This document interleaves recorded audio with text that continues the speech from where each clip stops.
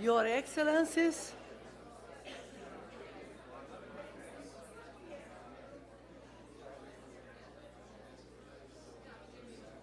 Your Excellencies left there. I'm waiting that you sit down and that we can start. So I'm very, very happy to wish you a very good morning. And I would like to greet, first of all, our dear guest, Madam Minister Dr. Prevolnik Rupel. The applause, please. Minister Dr. Stojmenova. Welcome, Madam. Dear speakers, dear President of IEDC Supervisory Board, and members of the BILDAI Advisory Board, and all dear guests from 12 countries. My name is Danica Purk, I'm President of IEDC, and I can tell you that there is no nicer moment in the year than to have such a great event here in this room.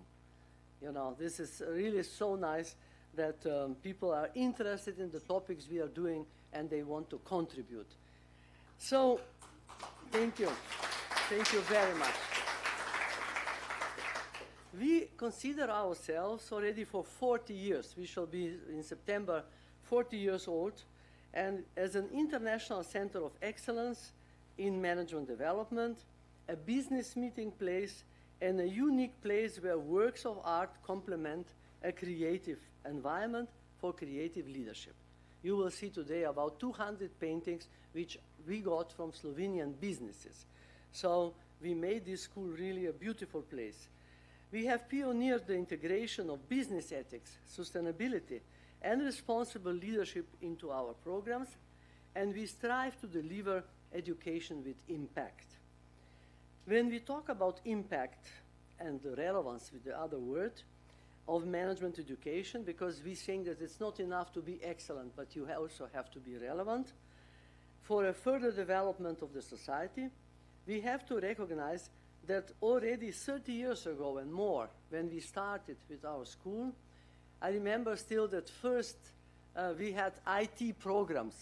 And guess who were the first participants? The managers from pharmaceutical companies Krka and Lek. And of course later when we decided to move to Bled and to build a new campus here, the Slovenian pharmaceutical companies Krka and Lek supported our endeavors and contributed the funds to build this school, which we have now and where you are sitting today. So among 100,000 participants that visited our school, from more than 100 countries, 10% of all of them are coming from pharmaceutical companies from all over the world. So I have to say that today's conference, entitled Leadership in Healthcare Amidst New Technologies, Challenges, Opportunities and Solutions, is the first event of the Bled Institute for Leadership and Digital Transformation and Artificial Intelligence, called BILDAI, which we founded last year together with the company Roche Slovenia. Roche Slovenia is a leader in artificial intelligence readiness among pharmaceutical companies. In doing so, they are reaffirming their focus on the development of human skills and leadership to make the modernization of healthcare system a reality. I have a pleasure to welcome here with us distinguished guest Mr. Oliver Black, Area Head Europe South and at pharmaceutical company Roche. Thank you for being with us. And now some words about BILDAI, which was established in response to the needs of companies and other stakeholders, bearing in mind the need to develop creative and holistic leadership in times of digitalization and artificial intelligence. We are proud to organize this conference under the auspices of the Prime Minister of the Republic of Slovenia, Dr. Robert Golob, and in partnership with Roche Slovenia, the Ministry of Health, the Ministry of Digital Transformation, and the Medical Chamber of Slovenia. Thank you.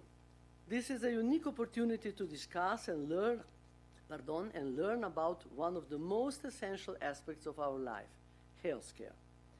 As experts and stakeholders, you know that new technologies have the potential to revolutionize healthcare services and improve the way we lead, manage, and support professional activities at all levels. We can also see that preparing the system for digitalization is an immense project requiring significant organizational and employment changes. BILDAI was established with the recognition that strong leadership is crucial to navigating the disruptive technological and social changes in healthcare. Effective leadership will ensure that we make a smooth transition during this period of change, moving from solution to solution rather than from conflict to conflict. At the same time, we must ensure that healthcare remains focused on caring and serving the society. In addition to leadership development, the development of all employees is equally important. New technologies will affect all current and future occupations and jobs, requiring the acquisition of new skills. Moreover, the rapid life cycle of these technologies requires an open and flexible mindset that embraces continuous change. Thus, as part of the commitment to fostering effective leadership and navigating these changes, we are proud to announce another venture of BILDAI. 2 new healthcare programs. In October 24, we will launch a shorter seminar, Healthcare Leadership Excellence Program. And in 25, a longer 4-week seminar, Future Ready Healthcare Management Program. Today, we are joined by esteemed speakers and experts, and I hope and expect that this conference will help us to take a significant step forward in creating the conditions necessary to navigate both the visible and yet to be seen challenges of the future. Dear guests, I would like once again to express my sincere thanks to our partners and sponsors, Roche Slovenia, the Ministry of Health, the Ministry of Digital Transformation, the Medical Chamber of Commerce, and companies Better, Parsec, Farmedica, and Klet-Brda. You know why Klet-Brda is here, huh? That comes at the end. So they are always very loyal friend, you know. Klet means cellar, you know, wine cellar, for the foreign guests. So before I give the floor to Ms. Tajda Lekše, a long-standing Slovenian television moderator and presenter of events, a passionate linguist and poetry lover, I again would like to thank everybody, and I would like to invite to greet us a very dear person, Mr. Tomaž Vesel, who is a Slovenian government nominee for a member of European Commission, to say some words and to greet you. So thank you very much, and have a good day.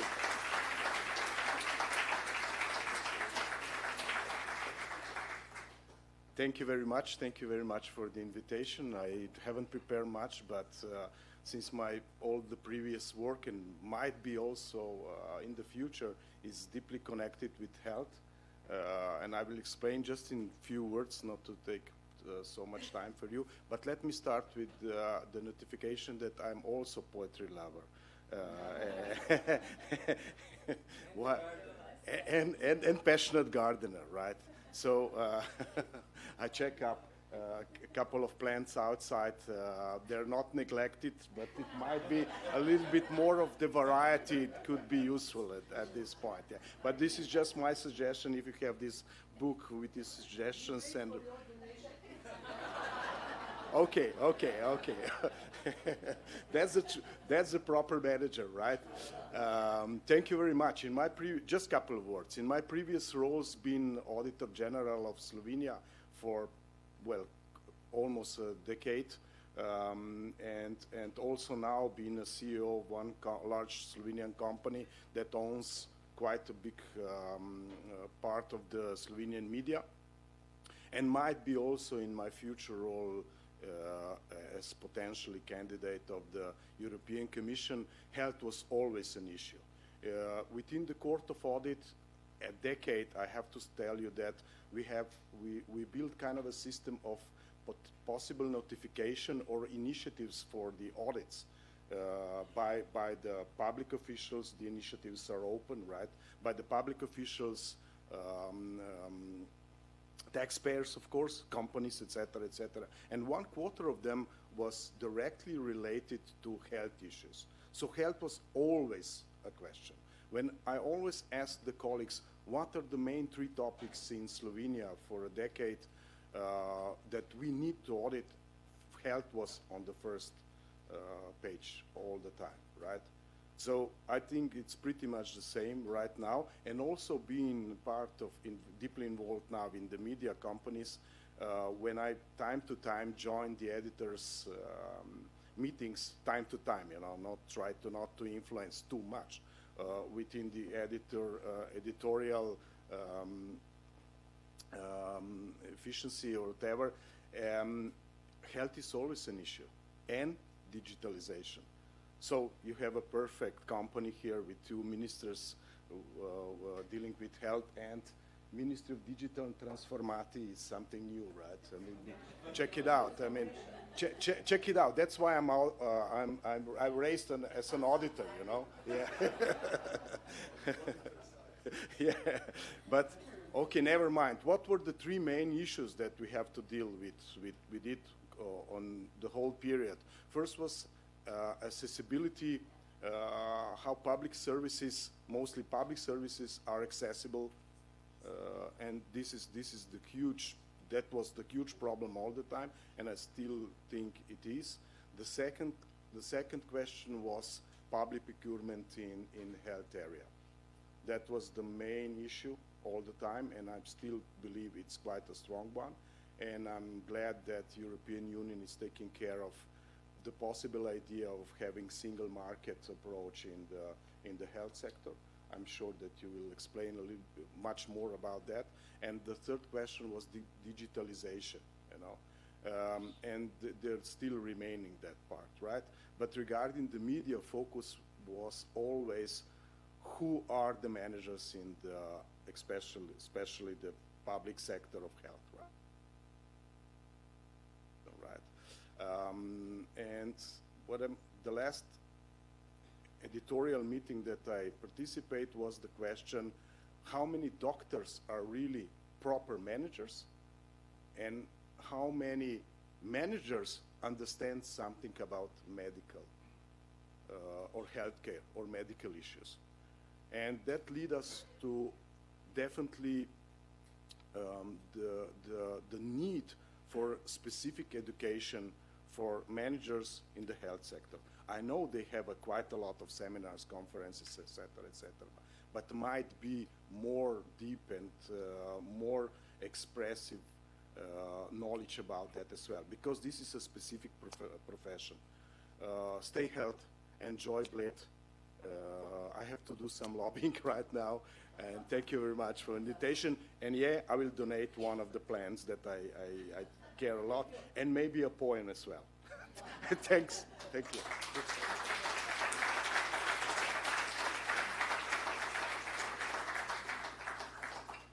you very much, Mr. Tomasz. I would like to thank Professor Danica Purg for her introductory address. Of course, I have to say, no need to introduce her.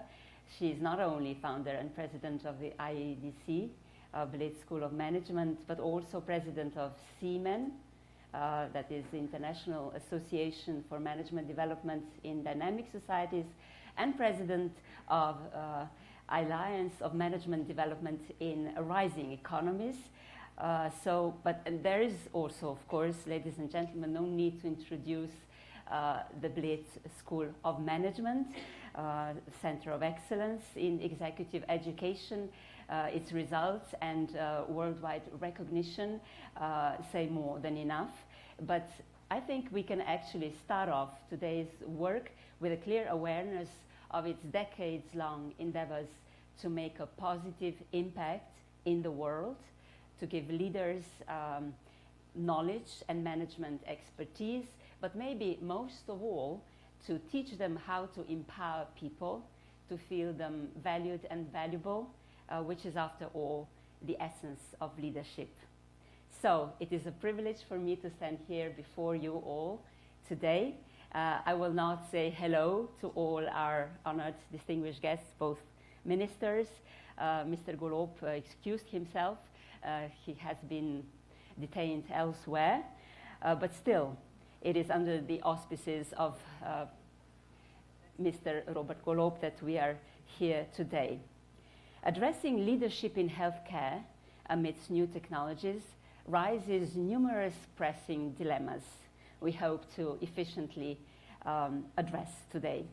New technologies are bound to require more coherent and comprehensive leadership models, which shall include joint efforts of both hemispheres of our brain, requiring new skills of vision, values, and ability to inspire others.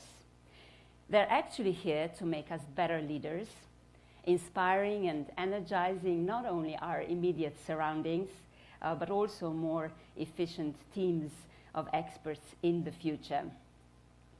So I would like to thank for this as a kind of association to poetry. Yes, I'm a poetry lover, but you know, every real poet actually dedicates himself to the realities of the world and to people, and in this you actually share the same vocation, Professor Danica Purg.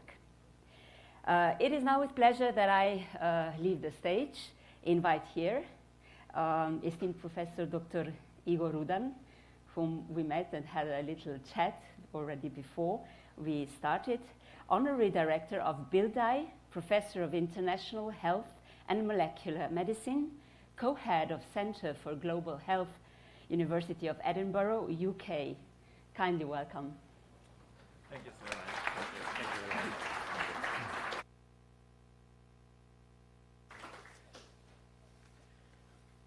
Thank you, Danica. Thank you, everyone. It's lovely to be here. I'm Igor Rudan from Edinburgh, and I have been invited to just say a few words about the mission and the vision for the new Bled Institute for Leadership in Digital Transformation and AI. So, BILDAI will harness the transformative potential of digitalization and AI to develop leaders who will both navigate and shape this new era.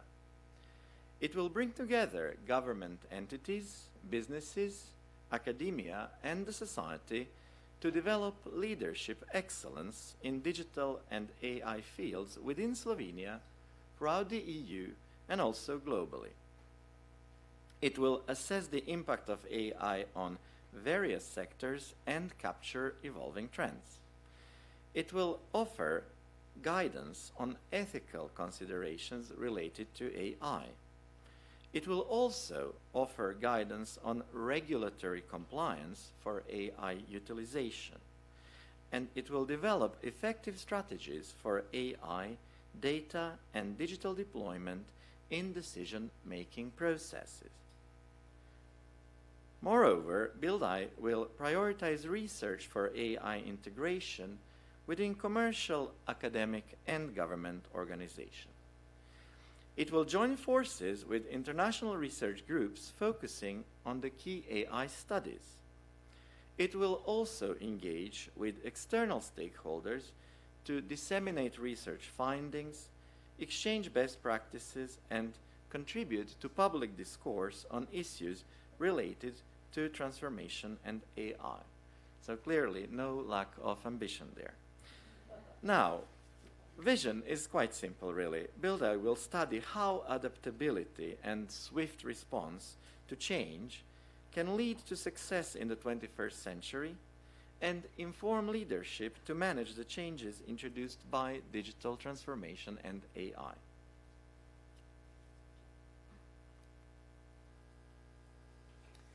Okay, some early aims of BILDAI. So BILDAI will aim to position itself among the first institutionalized approaches to studying the problem of relationship between leadership, management, and AI.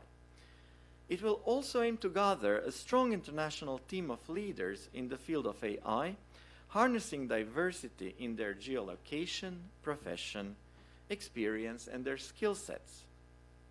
Finally, BILDAI will aim to identify transdisciplinary research priorities and the most effective responses to the problems of leadership and management of AI, and apply for research grants to address the identified priorities here. So, in all this, we will try to build on previous experiences.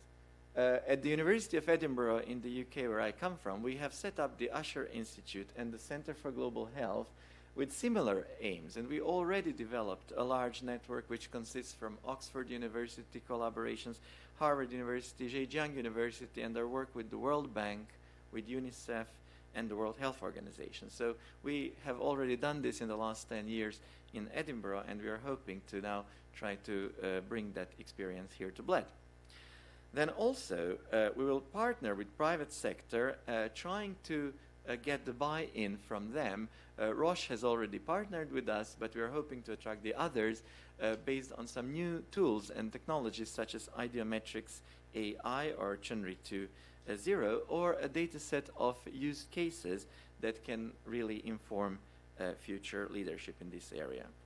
And finally, but very importantly, Slovenia has ample talent in the field of AI, and it could emerge as a leader through hosting a new international society, hosting a conference, and hosting a new scientific journal in this field to develop a positive example of an AI-based ecosystem in Europe and the world.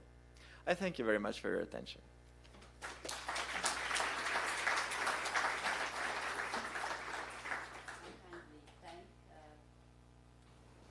I kindly thank Professor Igor Rudan for his words, for having emphasized the ample potential we have. That's always good to hear. So good luck with the BILDAI Bled Institute for Leadership in Digitalization and Artificial Intelligence. We have to remember this. So we are now looking forward to hear the address by Dr. Valentina Prevolnik Rupel, Minister of Health of the Republic of Slovenia. So the stage is yours.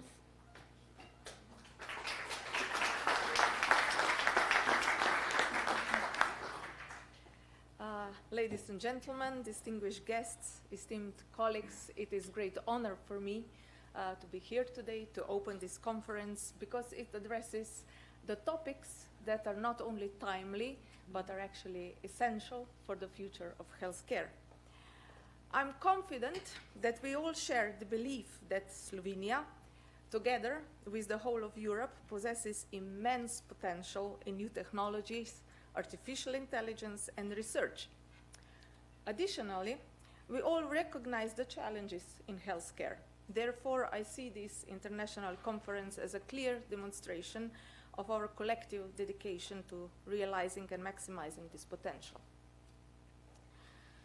We are gathered here to explore how we can co-create a modern, sustainable, high-quality, efficient, and equitable healthcare system capable of meeting the evolving needs of our population with the support of new technologies. In healthcare, we witness continuous and immense progress. Every day brings new medicines, medical devices, services, and digital tools. These advancements are all transforming the way we understand and manage health. Alongside this progress, we also face growing healthcare needs. The shift towards care that delivers real value for patients is crucial. It ensures that the needs and outcomes of patients are prioritized, leading to better health results and higher patient satisfaction.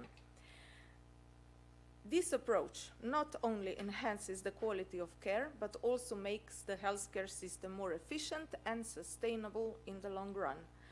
Quality of care is one of the basic pillars of my mandate. Health is a fundamental driver of economic growth and development, with far-reaching societal benefits.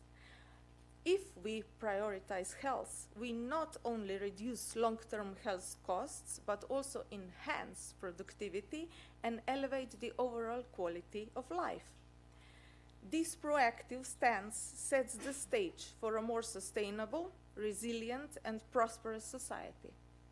Ultimately, healthy population serves as the cornerstone for both national and European economies, forming the foundation of stability and cohesion within society. Building on the importance of health as an economic asset, let me now move to the domain of digital health, which is not merely a technological advancement. It represents a paradigm shift in how healthcare is delivered, experienced, and managed. The efficiency gained from digital health technologies can lead to substantial cost savings, making healthcare more sustainable and affordable. One of the challenges, of course, lies in the lack of digital skills among healthcare workers. As technology becomes increasingly integrated into healthcare delivery, it's imperative that our workforce is equipped with the necessary digital competencies. Addressing this gap requires strategic investments in training and education programs tailored to the evolving digital landscape of healthcare. Moreover, while embracing digital health innovation, it's essential that these technologies not only justify the investment, but also facilitate physicians' work and not adding to their burden. Digital technologies offer a promising solution to the critical challenge of healthcare workforce shortages. By streamlining administrative tasks, automating routine processes, enabling remote consultations, and more, these innovations optimize workflow efficiency and allow healthcare professionals to focus more on delivering quality care to patients. In the rapidly evolving landscape of healthcare, effective leadership plays a pivotal role in navigating the challenges and opportunities presented by new technologies.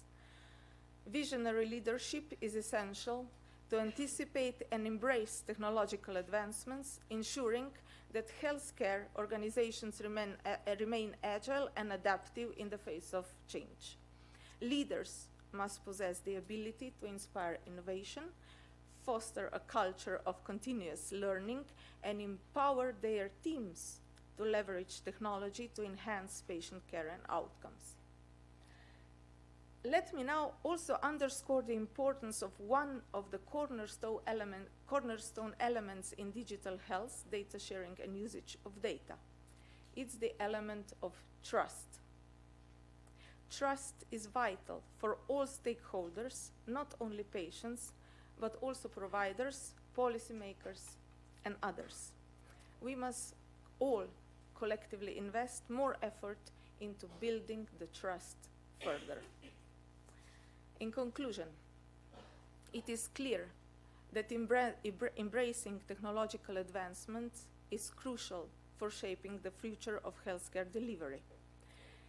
As we delve into essential discussions today, I encourage each one of you to actively engage in the dialogue, exchange ideas, and draw meaningful insights. Let us harness the collective wisdom present in this room to navigate the complexities of healthcare among new technologies, paving the path towards innovative solutions and impactful outcomes. Thank you very much.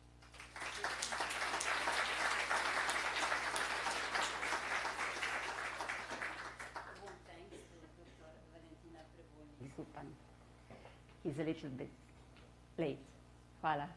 A warm thanks to Dr. Valentina Prevolnik, Rupel, Minister of Health of the Republic of Slovenia, and good luck with this giant task of bringing together the pressing care for public health and the digitalization, artificial intelligence, and all that. So yes, good luck.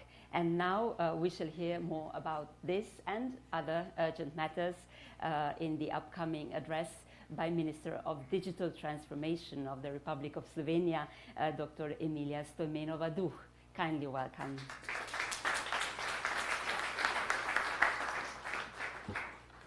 Dear ladies and gentlemen, it is also my pleasure and honor to be here with you today, this morning. So unlike some of the previous speakers, I don't write poetry, but I love data, and I will start my speech with data. Röntgen discovered X-rays in 1895, and X-rays quickly became a standard tool for diagnosing fractures, infections, and also tumors. The invention of the heart-lung machine in 1953 by Gibbon allowed for open heart surgery, marking a major advancement in cardiac surgery. MRI technology, developed in the 1970s, has become a crucial tool for non-invasive imaging of internal body structures. And then we have the Da Vinci robotic surgical system, which was approved by FDA in 2000, allows surgeons to perform minimally invasive surgeries with high precision through small incisions. And all these examples highlight how technological advancements have continually transformed healthcare, improving diagnosis, treatment, and also patient outcomes. And the same goes with artificial intelligence as well. Artificial intelligence has a rich history in healthcare, with initial applications dating back several decades. One of the earliest and most famous applications of artificial intelligence in AI was the MySyn system, developed at Stanford University back in 1970s. MySyn was an expert system designed to diagnose bacterial infection and recommend antibiotics. It used a rule-based approach to ask physicians a series of questions about the patient's systems and laboratory results, then provided diagnosis and a treatment plan. While MySyn was never implemented in clinical practice due to concerns about its reliability and the legal implications of use, it demonstrated the potential of artificial intelligence to assist in medical diagnosis and decision-making. Following MySyn, other expert systems such as Internist-1 and Caudicius were developed. Internist-1 was designed to diagnose complex medical cases, while the other one aimed to cover a broader range of medical knowledge.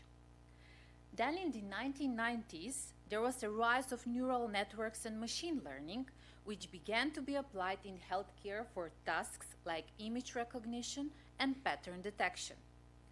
And these AI techniques were used to analyze medical images, such as radiographs and MRI scans, to detect anomalies like tumors.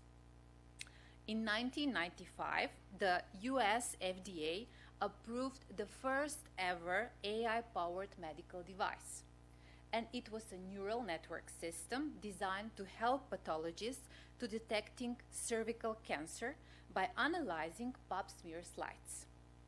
This approval marked a significant milestone, showcasing both the practical as well as the regulatory acceptance of AI in healthcare. AI algorithms are now used on a daily basis to assist radiologists in interpreting medical images. For example, AI can detect early signs of breast cancer in mammographs with high accuracy, sometimes even outperforming human radiologists. Today, we all know that AI can improve outcomes by enabling better diagnosis, personalized treatments, and efficient healthcare delivery.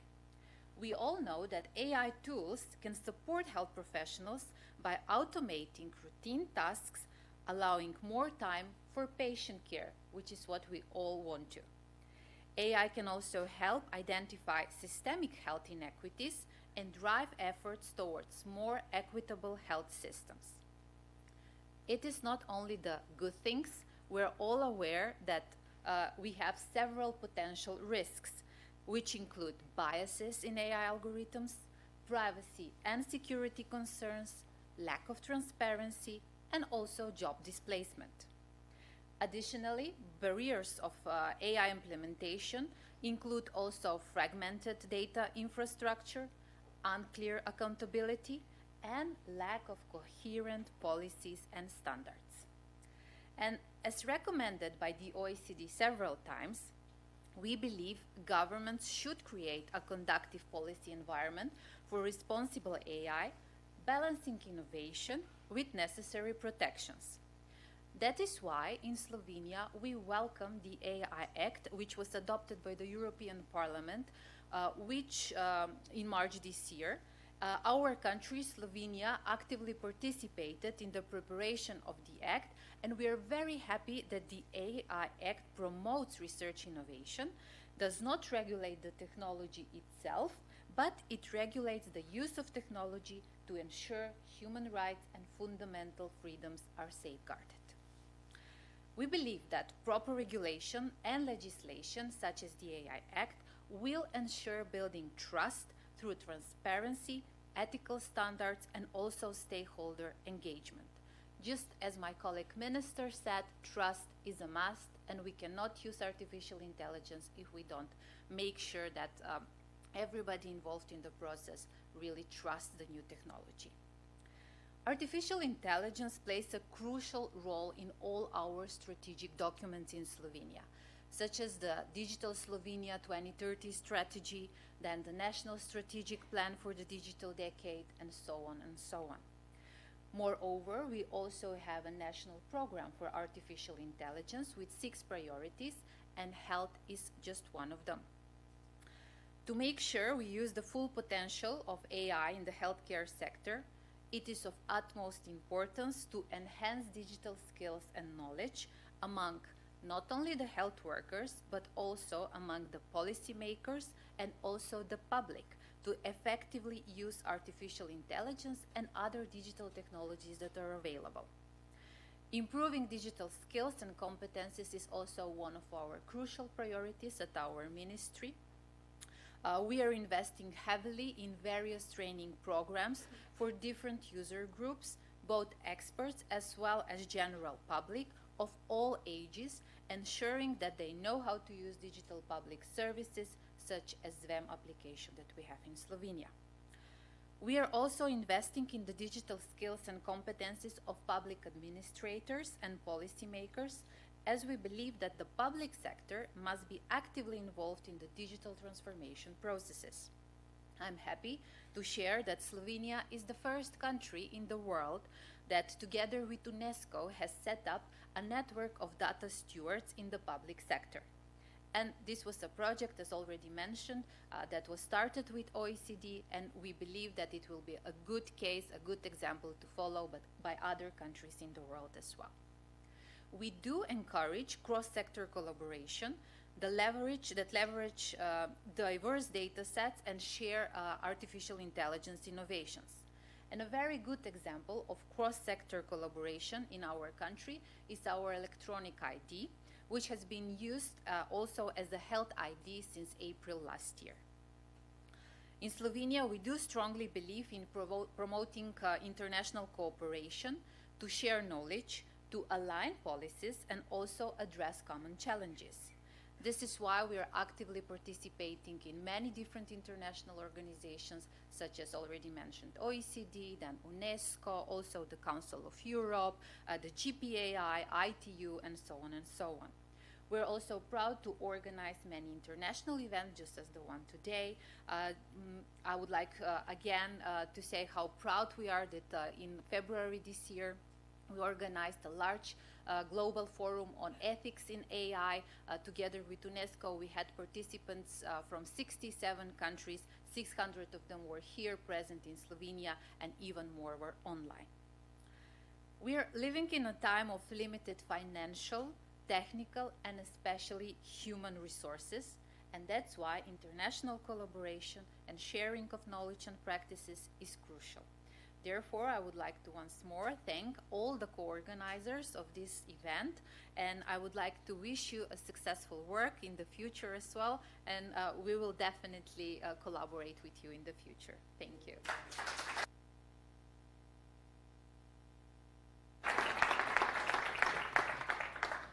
I thank Slovenian Minister of Digital Transformation, Ms. Dr. Emilija Stojmenova, and of course, good luck and plenty of success with your work too. So, to sum up a bit what has been said today, what is envisioned as the goal of the present conference, its goal is to improve the quality of healthcare services, data utilization, and decision-making, education for a patient-centered system, the overall population health, and innovation in addressing health challenges of the 21st century in our country. And now, there is the first keynote session ahead of us. It is entitled Creating Societal Value, How Investment in Health Catalyzes Growth and Prosperity for All. And I'm happy to invite on stage Mrs. Francesca Colombo, Head of Health Division, OECD. Kindly welcome.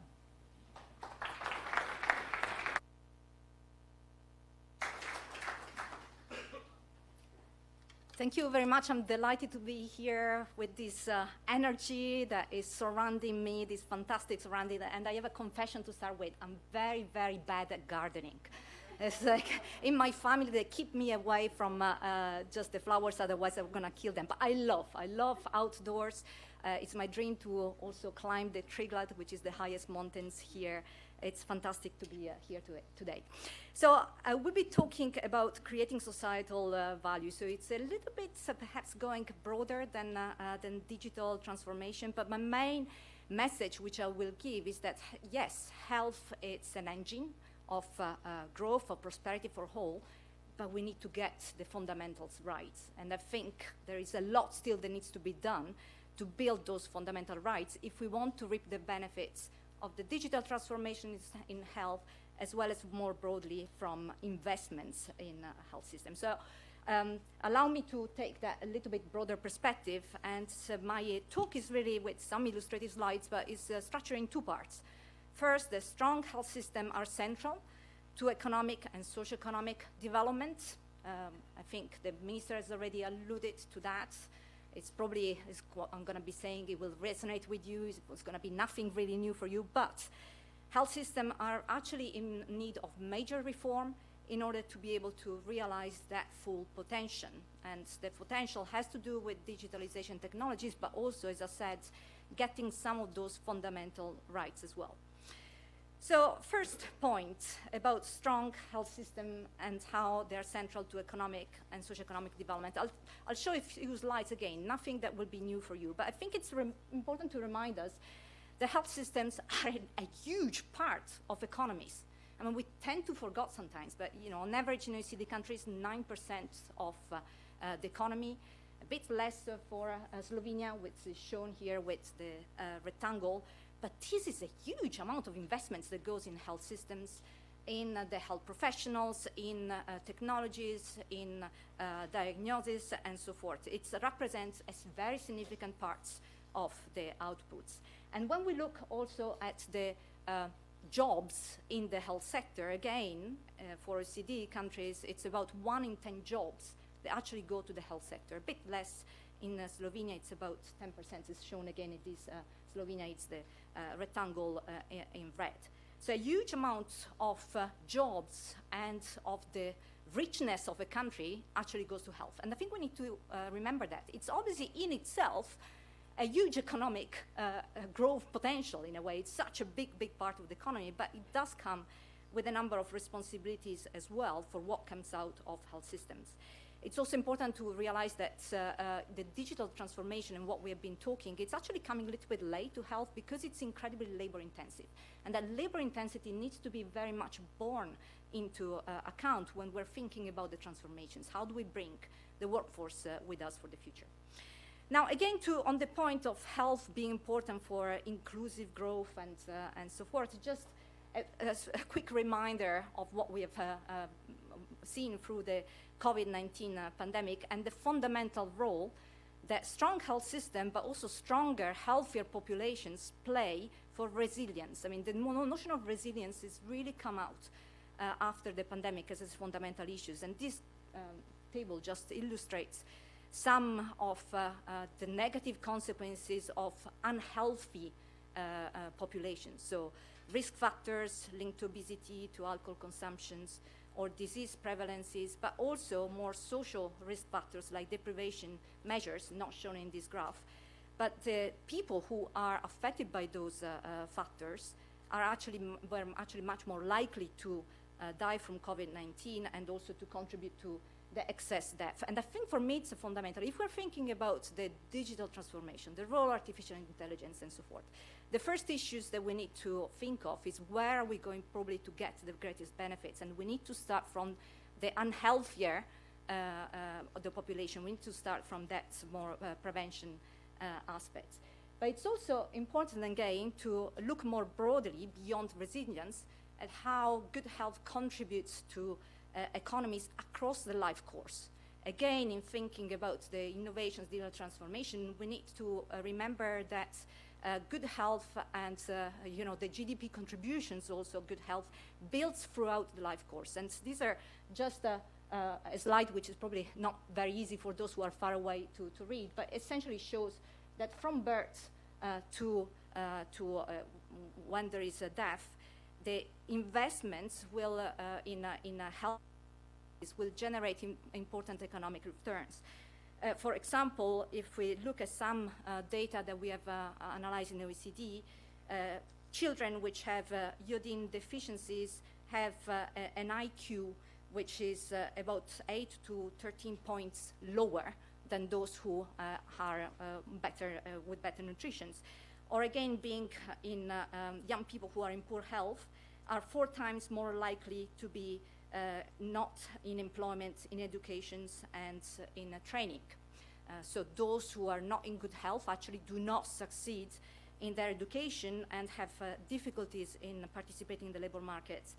And for those who are in the labor market, being in poor health reduces lifetime earnings by about 33% for those who are with low limited education. So again, you know, like investing in health creates throughout the life course opportunities for inclusive growth, for lifetime earnings, for you know, a potential for economies to thrive much more. Last examples on this point has to do with obesity. We have some sophisticated microsimulation models at the OECD, but basically what this slide shows is that obesity individuals who are in overweight or obese actually pay a very heavy cost. It's not just in terms of the health of populations, but also in terms of impact of economies, the contributions in terms of additional health spending, the 6.4%, the reduction in productivity and labor market participations lead to a reduction of 3.1% of GDP relative to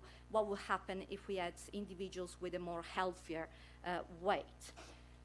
So I don't think I need to say much more on that. I think we're all very much convinced. But the biggest challenge going ahead is that health systems are not in shape to maximize that potential from the big, huge investments which is made. And that's where we need to work on if we want to reap the benefits for the future, including from new innovations, technologies, artificial intelligence, and so forth. So investing in health does not automatically translate in those very healthy dividends unless we get the fundamental rights. And I'll mention 4 points of those key fundamental rights. The first one is prevention, the investment in prevention. This slide shows spending on prevention as a share of health spending. It's an average for OECD countries. It shows in the purple what is the total prevention spending as a share of total health spending. And the red shows the one that relates to COVID-19. Now, historically, over time, we have seen spending on prevention being 3% of total health expenditure. It went up during the pandemic.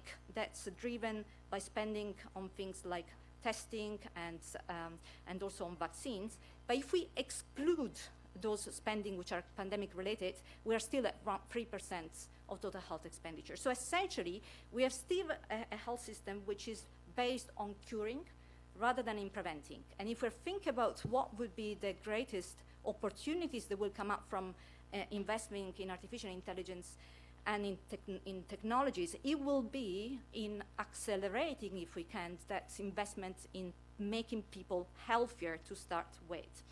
Another example which is linked to that has to do with the quality of primary health care. Again, we have in our systems built health systems which are much more focused on hospitals, on episodic care, on reactive care when there is a health needs. You go to the hospital, you get your own care, and on acute. And we need to rebuild a completely different system which is focused on primary care, on continuity, on integrations and anticipation of the health needs. And that's what the primary healthcare does. This is a slide that just illustrates actually the quite good performance, I should say, of Slovenia relative to the OECD average on some quality of care indicators, on things like safe prescribing and effective primary care, but perhaps one area of focus which refers to effective preventive care on children vaccinations. And perhaps an issue to think of is how can digital transformation also help to reach out to those individuals that for a reason or another do not want to get vaccination. It's just one illustrative example. The third big area to focus on, so prevention, I mentioned primary care, is clearly, and it's the topic of what you will be talking for most of the day, but it's digitalizations and artificial intelligence. It's a little bit difficult to read this graph. I will show to you. But essentially what we see is that health systems are still lagging behind other sectors in the economy in reaping the benefits from digitalization. So we have done a report a couple of years ago that shows that if you get it right, and that is really fundamental, if you get it right, you can have healthy returns in the, from the digital transformation. For each euro invested, you will have returns up to €3. So quite huge. But what does it mean get it and get right? An example is shown here. It's an ability of countries really to leverage and use the data, use them for things like research, clinical optimization, system management as well. And it's just one slide that looks at two different variables. On the X, it looks at data sets, availability, maturity, and use. So we looked at all the data sets the countries have. We looked at how they're used. We looked at their availability, their linkages capabilities, and so forth. And we derived an index. So that's what the X-axis does. And the Y-axis looks more at data governance aspects. Essentially, it's a privacy-respectful use of data, trust, communication, these sorts of things. And I put Slovenia there, which is actually doing quite well in the plot of all the countries, but not perhaps as well as some of the Nordic countries or Korea. And I was looking a little bit beyond this data, but things like the full utilization of data from national registries and the completeness of those data, the timeliness availability of data for supporting clinical optimization and research, and also the linkages of data sets and use across the public and the private sector. So opportunities, again, for maximizing that contributions that data does. And that's a third area of huge focus. And the fourth area has to do more with transforming health systems to be much more people-centered. I'll explain what this slide means, but we have for many years, since actually the previous ministerials that we had in 2017, tried to help countries change their health system to be much more focused on people, on individuals. What health systems very often are at the moment is that they're centered around what the providers can do. Also, in a way, what the technology can deliver. And unless we make sure that all of that is squarely centered on delivered improving outcomes and experiences for patients, we are going to not maximize that growth potential. So we have launched an initiative which is called PARIS, Patient-Reported Indicator Service Initiatives, to which Slovenia participates, and we had some initial very preliminary results during the recent ministerial in January this year. This graph really shows that when people, and it's the dots are different countries, the 20 participating countries, but when patients have a good experience in primary care, actually their self-reported outcomes tends to be higher. And it points again to the fundamental issues of looking at that experiences, at the integrations, at the good coordination and the comprehensive approach to health services. I'll finish with something that, it's a word of warning, perhaps, and it has to do with very difficult context, financial and fiscal context the countries are living in. And that is going to be, from my perspective, the huge challenge in the future, and where we would like technologies really to help making a difference. The slides on the left shows year-on-year growth in health spending and in GDP. So you see, obviously, the drop in GDP around the pandemic. At that point, huge amount of health spending. Countries really put much more resources. But now things are reversing, are going down. And we see a lot of countries where they're coming to tell us that they're struggling with finance ministries to make the case for further investment in health, and the response being, well, health had already its go. Now it's time to invest in other sectors.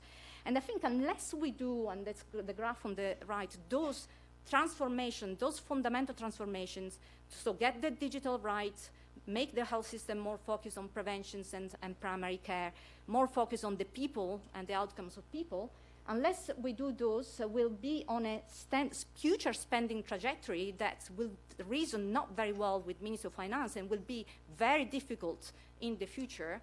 We'll probably be again in a scenario in which we'll talk about cuts and these sorts of things that we don't want. We want to have investments in clear areas where the benefits will be maximized and where we'll be able to put health spending in a more gentle trajectory that will be financially sustainable and delivering to the health of people. So I'll stop with there.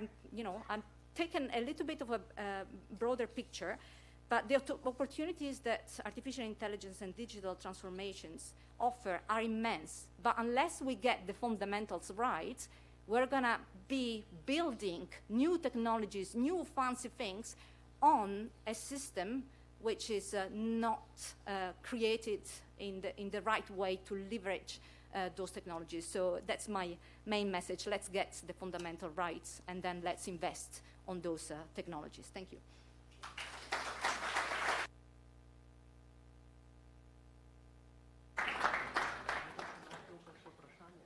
I thank Ms. Francesca Colombo, Head of Health Division, OECD, for having stuck to the old rhetoric motto, KISS, you know about that. Keep it sweet and simple, even with such a heavy database subject and material you've dealt with here. So we have something very exciting ahead, a panel discussion, and there is one participant here who will not, yes, Ms. Stanitz. Perhaps we are waiting for yes. From the airplane. He is coming somewhere. Dr. Philipp Rösler. Yeah, perhaps, yeah, Dr. Rösler. Perhaps we could have one or two questions if you would like to. Maybe. ask the lady. Yes, if you want to. Or anybody. We have some free space, free time here. Otherwise, no. Yes. Dr. Risch, yes. Good morning. My name is Andrzej Risch. I'm from the Oxford now, but normally the European Commission. Francesca, you put this scary slide. Introduce myself. You put this scary slide about the ministers of finance and this, jump we are getting. How? Because I understand you are watching the current decisions in the ministries of finance, and how this really happening, and because I understand this kind of prediction doesn't look good, I am sure that people from the health sector, they are scared. I have seen this slide. I also using this in my speeches, and it's what is the because you propose, to this different approach, but how this is realistic, As I said, I think it's going to be the biggest challenge because, immediately during the pandemic, after the pandemic, we did make a huge analysis on resilience of health system. And we mentioned, and really our assessment was where the health system are underinvested, they're under-resourced in terms of human resources, and unprepared also to unexpected shocks. So all of that actually points to the need for more investment in health systems. And then, also the global international crisis happened, and the demands on health ministers and their budget, we can probably hear from the ministers as well, are just multiplying, and the demands on governments are multiplying. You know, dealing with the war, dealing with food crisis, you know, dealing with geopolitical instability, you name it.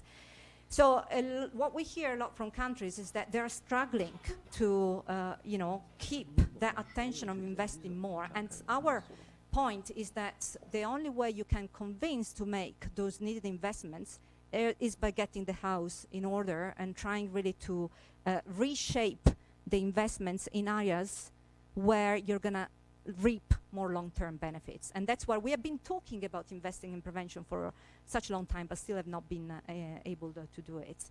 We have huge opportunities with the digital transformation and artificial intelligence, and unless we do it right, we might actually miss, in a way, the train. So that's what we're really trying to say. But it is true that, yes, money is incredibly getting tight, and that's what we hear from a number of countries. And I don't know what's the situation, maybe in Slovenia. Sorry, I want to bring in the minister here. Yeah, I mean, thank you.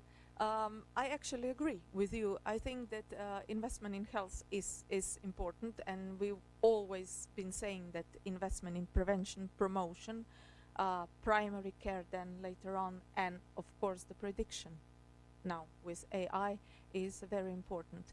Now regarding the investment, when you invest, you have to measure the results.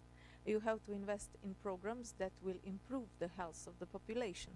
So if you are not sure how to measure the outcomes, then maybe it's better not to invest in such programs. And I think we all have to try really hard to first set the correct indicators that measure the outcomes or of whatever program, healthcare program we invest in. So I think that's like the primary demand that we as Minister of Health have to present to the Minister of Finance when we ask for funds. The other things are, of course, how we measure costs, on the other hand, which is also an issue. The costs need to be connected to the investment and have to lead to the certain outcomes. And I think we are not yet there. The financing models, the models that measure the costs are in many cases outdated or have been around for such a long time that we even stopped asking about it ourselves, are they correct? We just use them. So I think we have a lot of work where we can improve, you know, to eliminate all the waste that is happening in the healthcare system, and we know that there is waste.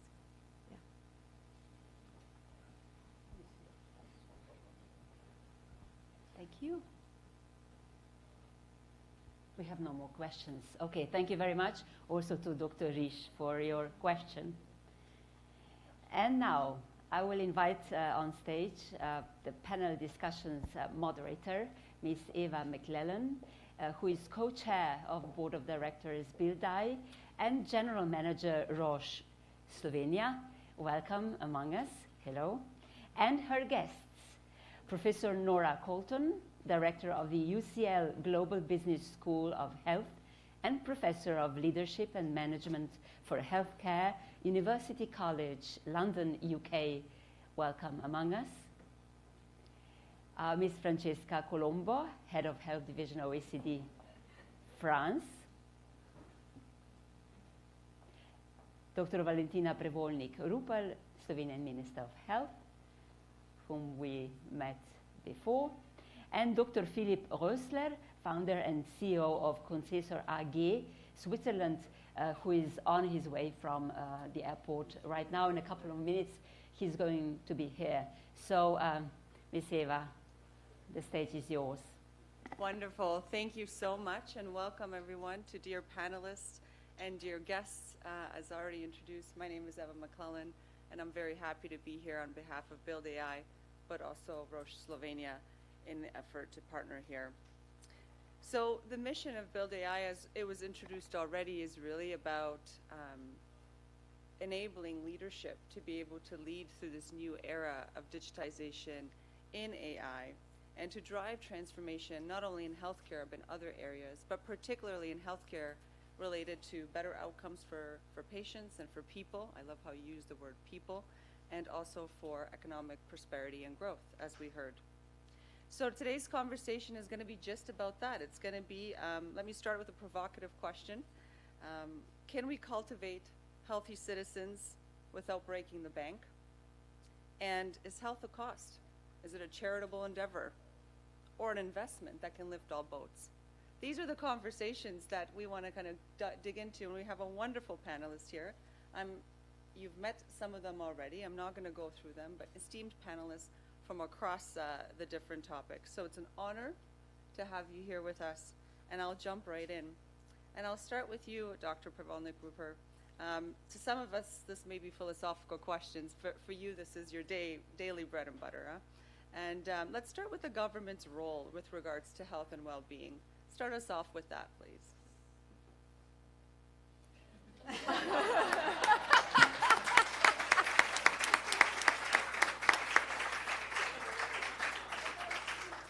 Welcome, Dr. Rosler. That's called just in time. Just in time. Yeah, so regarding how the government can assure the best health for people, I think that's the basic role of the whole government, of the Ministry of Health, but not really Ministry of Health, of the whole government and all people of Slovenia. Because as we heard before from Francesca, but not just from Francesca, but from many times before, the main thing is to keep people healthy. So I still think that the main investments should always be in the prevention, in the promotion. That's the first pillar. Later on, as you know, when I started my mandate, my main priorities were accessibility. So if we look through the eyes of the patient, what is the main priority? When he needs health care, he or she wants to get to the health care. Now, it sounds very simple, you know, to assure the access, but there are so many dimensions of the access. It's timely access, it's access to the quality, it's geographical access. And I think to assure all these kinds of accessibility is the role of the government. So the second pillar of my mandate was then the quality. And when we talk about the quality, again, it sounds very simple. But to assure the quality of healthcare services is first to establish the methodology, how to measure the quality of each healthcare services. When we started to look into the matter many years ago, we saw that the quality, that it's really difficult and it differs among the different specialization, among the different diseases, among the different treatments, how to measure the qualities, but later on it always comes to the outcomes for the patient. The issues are really, first of all, multi-sectoral, but they also refer to inclusion of many different stakeholders. We need patients on board so that they tell us whether the healthcare service brought the value to them. So I would say access, I would say quality. And all these have to be assured in a stable, let's say, sustainable manner from the view of finances and from the view of environment. Thank you for that. And the government's role, as you say, both as a beneficiary but also an enabler of all of that. And your broad way of thinking about it is always just such a joy. So thank you for starting us off. We'll come back to you a little bit later, but now I'd like to go to Francesca Colombo. Some people may not know that the essence of the OEDC is economic collaboration and development. So why does an institute like that have a health division? So it's a question that we get sometimes, like, oh, there is already WHO, there are other organizations, why is OECD working on health? I mean, I guess three main issues. First, we are quite renowned for our data, statistics, analysis, and we try to be disruptive in that. So, you know, what ministers were saying, that we need to measure quality, we need to measure outcomes.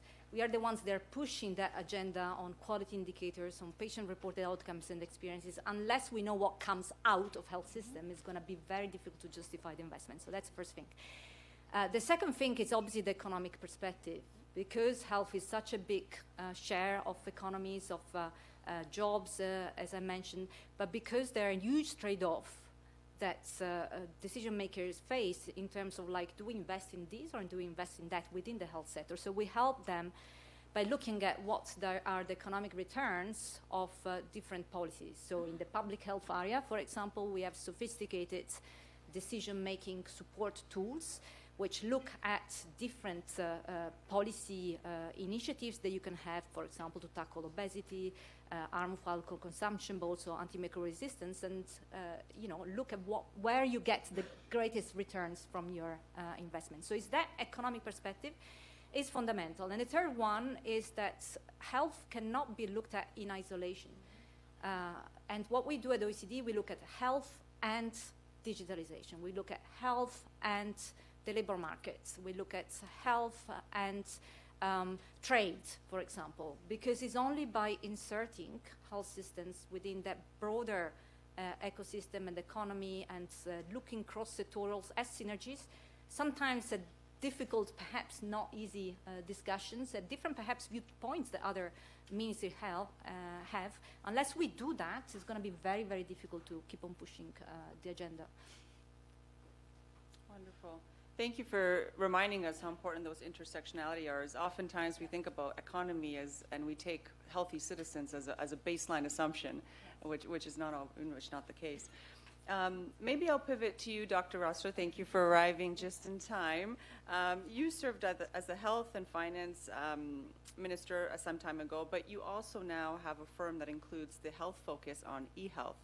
So the question to you, can you speak to us about the connection again between health, technology, and economic development from the various hats that you wear? Yeah, first, sorry for having been late. Second, so it's when I was health minister, it was pretty clear I had the same objective as just mentioned here, so to make sure that the people have access to best quality in terms of health, that we're working on prevention, but at the same time it should be also sort of affordable. Later on, as a Minister of Economics, I realized that certainly that health and healthcare is a different type of market. However, we need sort of market instruments like competition, or the performance should have some value in it, in order to lift the quality of the entire system. As such, I tried to establish a sort of mix between healthcare and Ministry of Economics. So we created one joint department between both of the ministries in order to leverage the opportunities given by the healthcare sector for the entire economy. In Germany, so we have around 10% to 11% of our GDP is based on healthcare and the entire sector, so which is quite a lot. And so it makes sense to put focus on this. Now, outside of politics, since I was sent into pension from the voters in Germany, they fired me, to be honest. Can happen in democracies.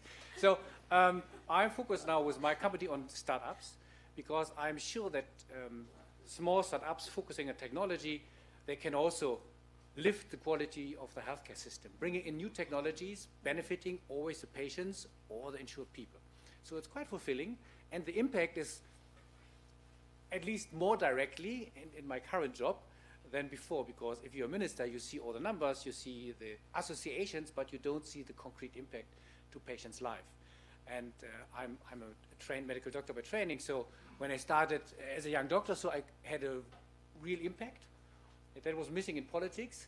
Now I have sort of impact again. Wonderful.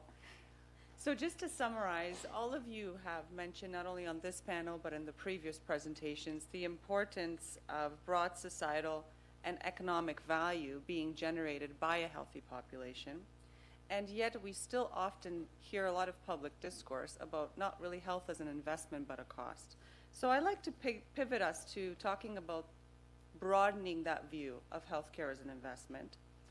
What makes it so challenging? Maybe we'll go back to you, Minister. What makes it so challenging for the general public, government, business leaders, all of us to be thinking about it this way?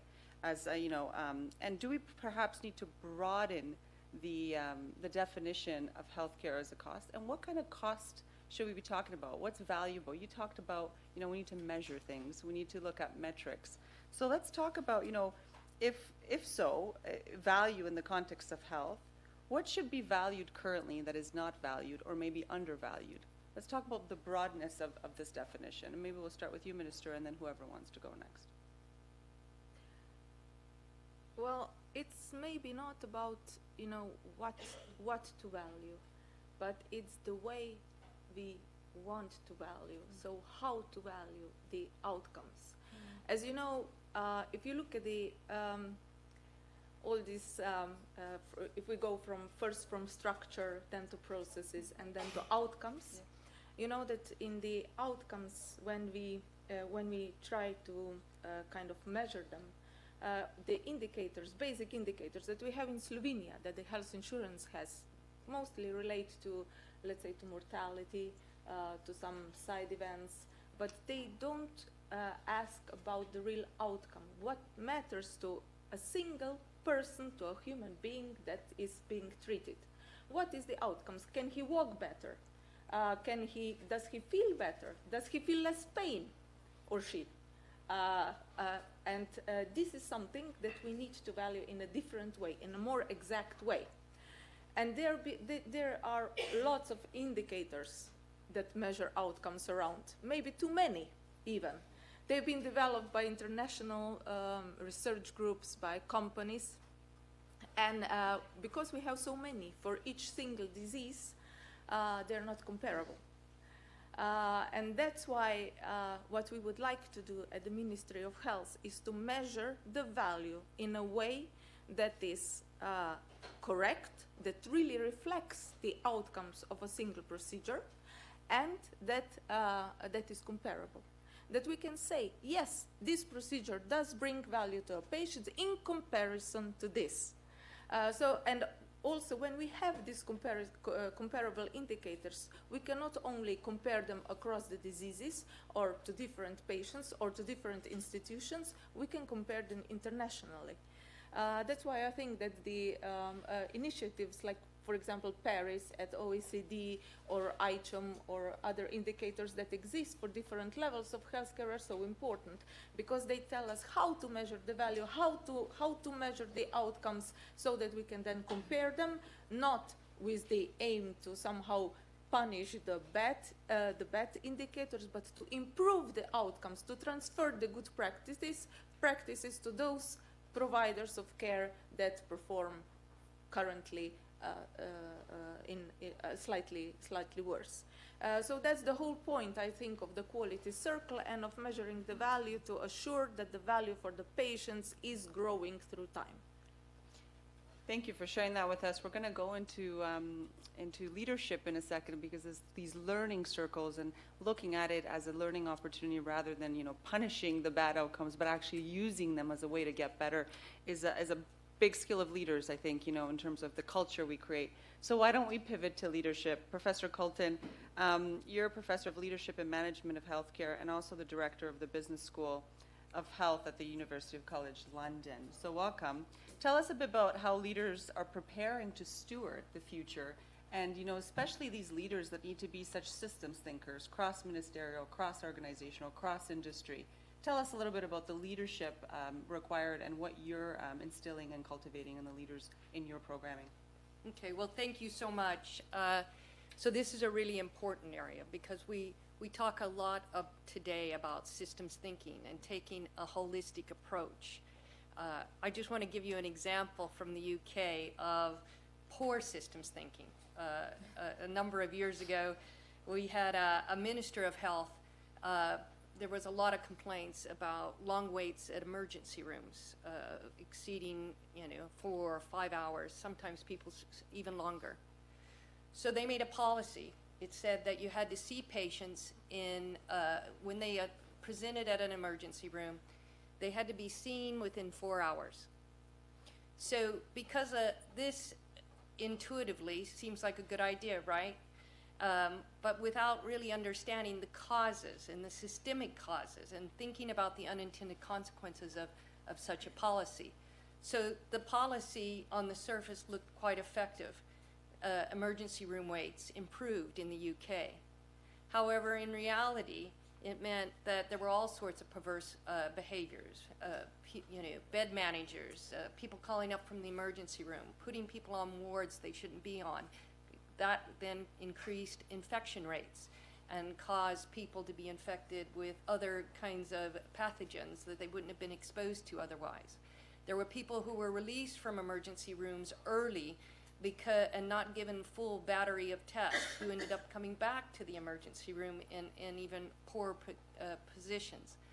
And then things like nurses taking people on gurneys and moving them down the hall so they technically were no longer in the emergency room. Okay? The reason I tell you that story is that's an example of not thinking systemically, not thinking holistically. And unfortunately, healthcare is a very complex adaptive system. It's very fragmented, the way we pay, the way we approve, the various professional bodies. So one of the most important things we need to then instill in leaders is how to step back and look much more about the intended as well as the unintended consequences of their actions, whether they're policymakers or healthcare providers. Then I think the second thing that's really important is around innovation.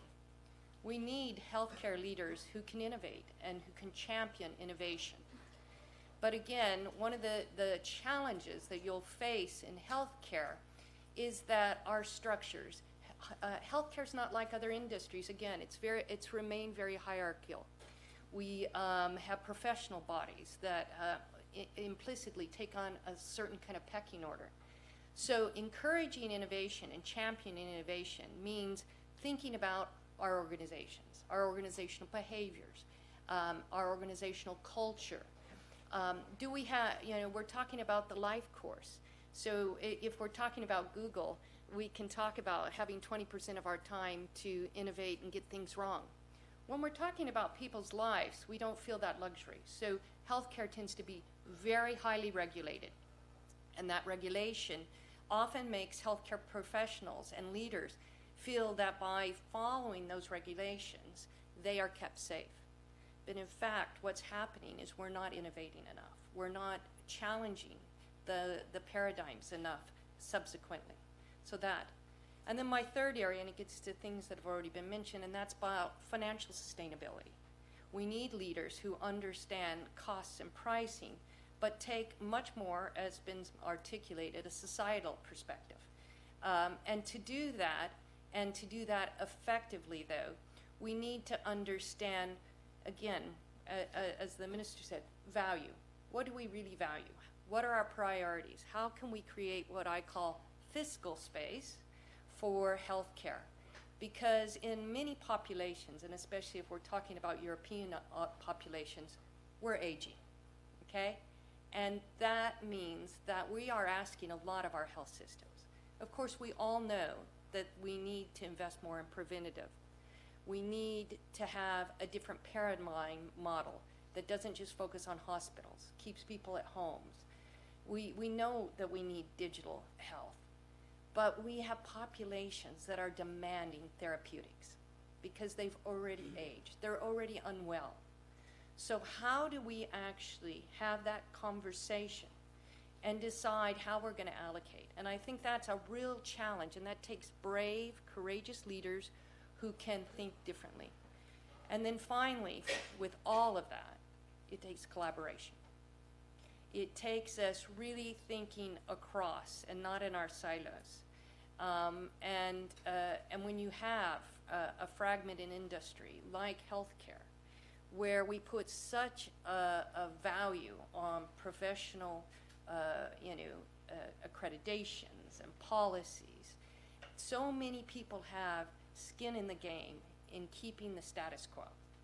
And I think what we have to do is really think about then, how can we start to collaborate? And it is, of course, with patients. We have to manage their expectations. There's a misalignment. On the one hand, they want the best health care, but they want it delivered in the old way. And so there's this tension, okay? And then, of course, it's the providers themselves.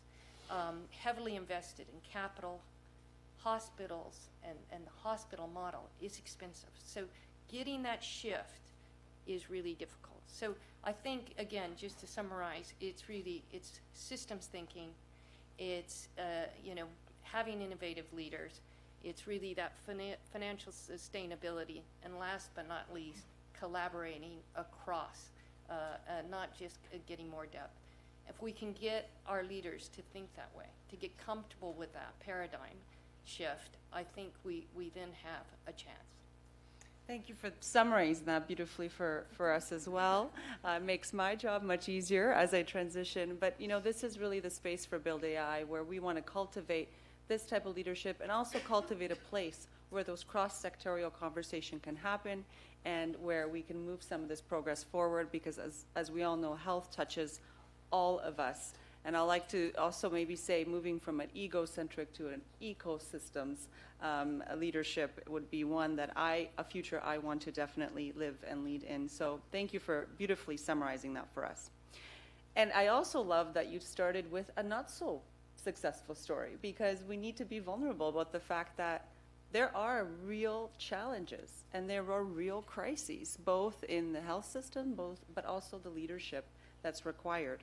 I'm an optimist by just nature, so I will now move us, though, into success stories, because I also know that despite these challenges, there are success stories, there are use cases, there are pragmatic ways that we have seen this happen in many, many places. Sometimes in the places we don't even look.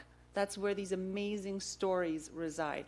So I'd like to ask each one of you, just whoever would like to go first, what stories and best practices inspired you or have inspired you in the last couple of years? That's okay, got it. Yeah, so I think first, there are a lot of volunteers in any healthcare system. That's great. And that's fascinating, and they should be even more encouraged, because one thing is pretty clear. If we would like to cover all the issues we do have in the healthcare system, it cannot be covered by the public health insurances, nor by the private. So we need more engagement on the one hand. On the other hand, it should be even sort of supported, at least, not fully financed, but at least accepted and respected and recognized. For example, we have a discussion now living in Switzerland that if you take health care of your relatives, currently you don't get anything, maybe a thank you from your relatives. But there's a discussion that you get at least some recognition, also financial recognition from the healthcare insurances.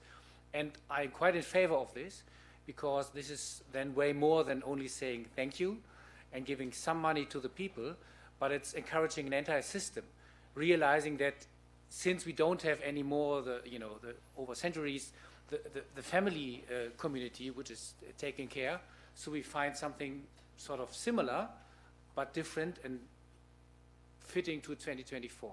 And I think this is quite encouraging, that this is an ongoing discussion, and that demonstrates that if you count not only on a strong system, but on a strong society, that might be a way better way to go forward.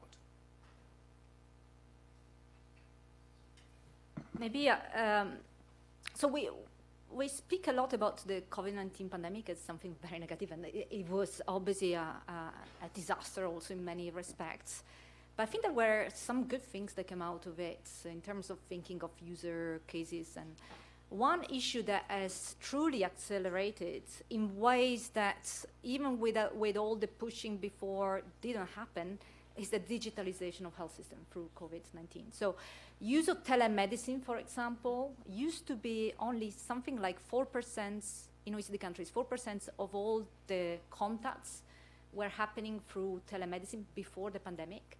It reached level of 50, 60%, even more during the pandemic. It's now, going down a little bit, but staying at much higher level. So we have somehow, through a crisis, not that we wanted the crisis, of course, but accelerated and broken some of the barriers that were not technological barriers, they were institutional barriers, lack of reimbursement system, lack of, system in place, or even skills that actually are more things that can be broken and can help us move forward. Not that telemedicine does not raise its own challenges. There are, equity, sometimes inappropriate use or whatever. But this is just to say it's an example. It's an example. And there are a lot of other examples more in the human resource management. And I insist on that because I do think that the health labor market is one of the most rigid labor markets that you find in economies. I mean, we have defined roles, what the doctor does, what the nurse does. Very often you cannot really cross, actually, it's very immediately that you would have reactions, negative reactions. We have, skills which are defined, also obviously the entry and into the profession for quality reasons. But still, we have a very, very rigid system. And there have been, again, during COVID-19, also innovations, having advanced roles of nurses, of pharmacists, more community workers, including particularly in resource-poor setting where there is a little bit more innovation, perhaps in using the skills, which are not just clinical skills, are wider skills that we need from health professionals, to perhaps think about, do we need a different type of professionals into the health sector to help deal with the future challenges. And so I think, again, through COVID, we have been a lot of innovations that happen in that space, and thinking more about competencies rather than about the type of training that an individuals had received, and how perhaps there are things that can be done through teams which are made of people with different competencies. It's not necessarily the usual doctor and nurse in a way. I mean, I think we need to think in that direction. Professor Colton, you brought that up last night when we were having a conversation about bringing skill set, retraining people that are not trained in medicine to healthcare. You've had some success with that, so maybe build on that, and then we can. Yeah, so thank you. So one of the things around the kind of concept of the Global Business School for Health is to think beyond just clinical roles and think about this next generation and the kinds of roles that we need, and really creating individuals that have that kind of wider cognitive skills. And so that's why, for me, the real hope is the next generation. And they are, they want to have social impact. I saw a stat the other day, Generation Z, 50% of them want to own their own business. They want those startups. And it's that kind of innovation and creativity and thinking differently that I think we need to all be harnessing in ways and creating opportunities. I think one of the difficulties, and it's spot on there, is that historically you had to pick healthcare or a health profession very early on in your career. And if you didn't, there was no way to get in, because you had to have all these very narrow expertise. But actually, most of our wicked health problems today will be solved by interdisciplinarity. So we need to be encouraging people to experiment, to pivot into health. And that is, I think, getting this kind of marriage between business and health is so integral, because it allows people who may not have seen those opportunities, people who can come in now, and because of AI and other technological assistance, take on very important roles, be upskilled very quickly. So I worked with Moorfields Eye Hospital right after the pandemic, and we created a training program. It was a boot camp to bring to increase the number of technicians, using, of course, AI. We could upskill and have in clinic technicians in 6 weeks. So I think harnessing education, technology, and this generation that really wants to think and do things differently, yeah, there's lots to be had. I know you have many inspiring stories from all around the world. You do a lot of work in the Middle East and internationally, and you shared some of those with us. So over the break, please do have a chat, because the stories that Professor Colton has in terms of the inspiring things she's seen around the world are plentiful. I'm going to start to wrap us up so that we can enjoy our break very soon and the rest of this wonderful program. And just summarizing a couple of things I've heard. Wealth follows health. Healthy populations are critical to economy. I love the point, Dr. Rossler, you made about recognizing caregivers. A big proportion of caregiving falls on females in the household. If we could increase their economic empowerment by remunerating them for that care, I think it would be not only great for half the population of the world, but it would also be an excellent boost to the economy. And we know if we close the gender gap, we are adding trillions of dollars into the economy. So I wanted to underscore that point. That was a very valid point. And then Francesca Colombo, you know, you've shared with us a wealth of data proving that these two things, intersectionality of economics and and healthcare are critical. Not only, you know, you say it is, you even have an institute within the organization that focuses on it. If you don't know about that institute, if this is the first time you found out about it, I encourage you. The wealth of data points, the wealth of benchmarking studies, and the references that I was going through and preparing for this was plentiful, and we're going to continue using that resource. And of course, Professor Colton, congratulations on the work you're doing with this new business school. I know it's only been live since 2022, and it's just the beginning for you, and hopefully we will leverage that at the BILDAI. Hopefully you will be able to be a collaborator of ours and also bring your... yes, we already have an invitation there. This is only the beginning for our conversations, I'm sure. So I would like to give the opportunity to our Minister, Dr. Prevolnik Rupel, at the end to give her 3 key messages, or however many key messages you want to give to the panel generated as they relate to your priorities in Slovenia, of course. Great, thank you very much. So I didn't get the chance to share my inspiring story, or the story that inspires me every day, and I think it's people. Yeah. It's people in the healthcare system. Just 2 days ago, I had a chance to be present at the Best Doctor award, in Ljubljana, and I also had a chance to present the award to the Best Family Physician, and each single winner in each category, and I think that there are 12 categories, if I'm not mistaken, mentioned the team. The team, they all said this prize is not for me as a doctor, as a physician, but it's for me and my team. And many of them even brought the team with them. And I think this is so important that we know that it's the teams, the teamwork in the healthcare that build good care for the patients. So I think this was really inspiring, and also kind of confirmed our direction at the Ministry of Health. As you know, we made the teams at the primary care stronger, and we had a good response. There are now new, stronger teams in order to build teamwork. So I think teamwork is definitely one of the key messages that I want to kind of mention here. The other is the involvement of different stakeholders in the healthcare, as I think this was mentioned by all of us, the collaboration, cross-sectoral collaboration, and involvement of different stakeholders in the decision making.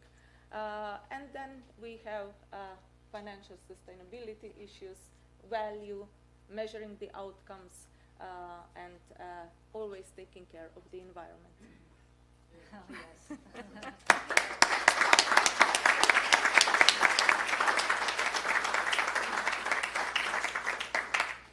So thank you, and we invite you to the break.